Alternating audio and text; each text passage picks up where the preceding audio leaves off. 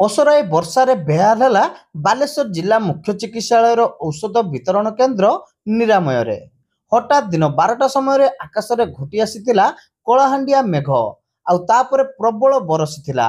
ବଜ୍ରପାତ ସହ ମୁଷଳଧାରାରେ ବର୍ଷାରେ ଜନସାଧାରଣ ଅସ୍ତବ୍ୟସ୍ତ ହୋଇପଡ଼ିଥିଲେ। ଜିଲ୍ଲା ମୁଖ୍ୟ ଚିକିତ୍ସାଳୟରେ ମଧ୍ୟ ରୋଗୀଙ୍କ ସହ ସମ୍ପର୍କୀୟମାନେ ଅସୁବିଧାର ସମ୍ମୁଖୀନ ହୋଇଥିବାର ଦେଖିବାକୁ ମିଳିଥିଲା। ପାଣିରେ ଚଲାବୁଲା କରିବା ସହ ମେଡିସିନ ନେଉଥିବା ଲକ୍ଷ୍ୟ କରାଯାଇଥିଲା। ଅନ୍ୟପଟେ ଲୋକଙ୍କ ମଧ୍ୟରେ ଅସନ୍ତୋଷ ଦେଖା ଦେଇଥିଲା। ଡ୍ରେନେଜ ସମସ୍ୟା ଯୋଗୁଁ ଏପରି ଘଟଣା ଘଟିଥିବା ଜଣାପଡ଼ିଛି।